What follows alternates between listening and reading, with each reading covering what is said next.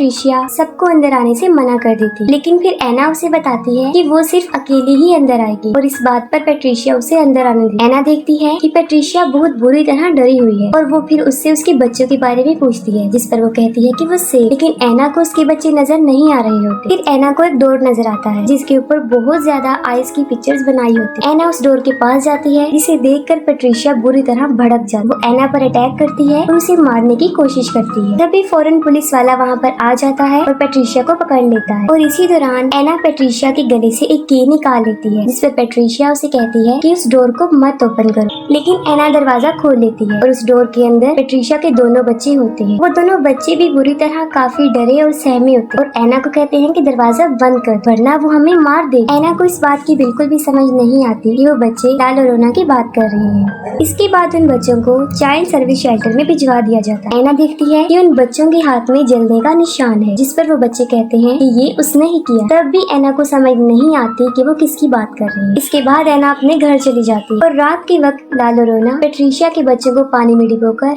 मार एना उन दोनों को अपने बेड पर सुला देती है, लेकिन खुद वो सारी रात जागती रहती है, उसे नींद नहीं आती। एना पेट्रिशिया से मिलने जाती है, लेकिन पेट्रिशिया एना को ही उसके बच्चों की मौत का जिम्मेदार समझती है और उसी दौरान एना पेट्रिशिया के हाथों पर वही जलने का निशान देखती है। पेट्रिशिया उसे कहती है कि ला लोरेना ने किया है और अब एना के बच्चों को भी उसके रोने की आवाज आएगी और वो उन्हें भी अपने साथ ले जाएगी। पेट्रिशिया एना को ये भी बताती है कि मैंने ला लोरेना को कहा है कि मेरे बच्चे तो मुझे वापस दे दो और एना के बच्चों को ले जाओ। क्रिस को किसी के रोने की आवाज आती है। पहले तो ला लोरेना उसे डराती है और फिर सीढ़ियों से उसे नीचे गिरा देती, लेकिन मौके पर ही एना वहाँ पर पहुँच जाती है और उसे हॉस्पिटल लेकर जाती है। जब डॉक्टर क्रिस के हाथों पर जलने के जख्म देखता है तब वो डिपार्टमेंट ऑफ सोशल सर्विसेज को कॉल कर देता है। रात को एना के घर पे कूपर और उसकी कोलीग डोना आते हैं और वो ये चेक करने आते हैं कि कहीं एना अपने बच्चों के साथ अब्यूज तो नहीं करती, कि किसी किस्म का कोई तशद्दुद तो नहीं करती। फिर एना क्रिस से ला लोरेना के बारे में पूछती है और वो उसे सब कुछ बता भी देता है। दूसरी तरफ ला लोरेना समंथा को पानी में डुबोकर मार रही होती है, लेकिन मौके पर एना वहाँ पर पहुँच जाती है और उसे बचा लेती है। इसके साथ ही ला लोरेना एना को भी कर्ज कर देती है और बड़ी मुश्किल से एना अपने बच्चों को वहाँ से लेकर भागने में कामयाब हो जाती है। एना चर्च में फादर के पास आती है, तब फादर उसे बताते हैं एनाबेल डॉल के बारे में कि जब वो एनाबेल डॉल को लेकर आ रहे थे तब उस डॉल ने उन्हें बुरी तरह जख्मी कर दिया और वो ये भी बताते हैं कि इस तरह की चीजों में शैतानी ताकत होती है और चर्च तुम्हारी हेल्प भी करेगा। लेकिन उन्हें चर्च से सर्विसेज लेने में कई हफ्ते लग जाने थे, लेकिन एना के पास इतना वक्त नहीं था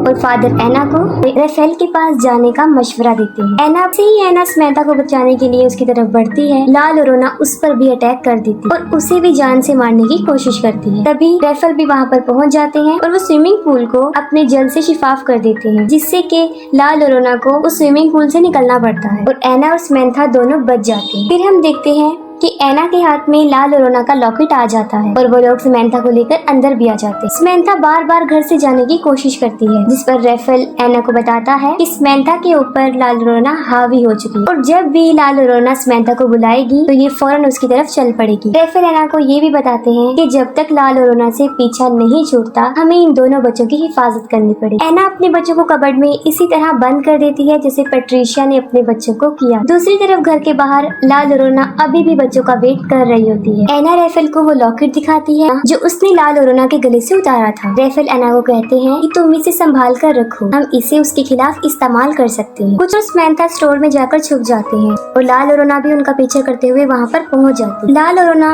उन्हें मारने ही वाली होती है कि क्रिस उसे उसका लॉकेट दिखा देता है। अपना लॉकेट क्रिस के हाथ में देखकर ला लोरेना अचानक से नॉर्मल लेडी बन जाती है। ला लोरेना को वो लॉकेट असल में उसके बच्चों ने दिया था और वो अपने बच्चों की तरह क्रिस को टच करती है और रोना शुरू कर दी। साथ में पेट्रिशिया को भी अपनी गलती का एहसास हो जाता है। वो लॉक तोड़कर एना को बाहर ले आती है। एना भागते हुए ऊपर की तरफ आ जाती है और साथ में उसके रेफेल भी आ जाता है जो कि मरा नहीं होता। दूसरी तरफ ला लोरेना जब क्रिस को टच करते हुए रो रही होती है तो उसके पीछे रखा हुआ मिरर उसका कपड़ा हट जाता है और जब ला लोरेना खुद को शीशे में देखती है तो वो फिर से शैतान बन जाती है और वो शीशा भी टूट जाता है। ला लोरेना रेफेल को हवा में उठाकर बाहर फेंक देती है और इसी दौरान एना भी वहाँ पर पहुँच जाती है। क्रिस और समंथा एना के पास भागकर ला लोरेना के सीने में डाल देती है। उस क्रॉस की वजह से ला लोरेना खत्म हो जाती है और सब कुछ नॉर्मल हो जाता है और इसके साथ ही मूवी भी एंड हो जाती है।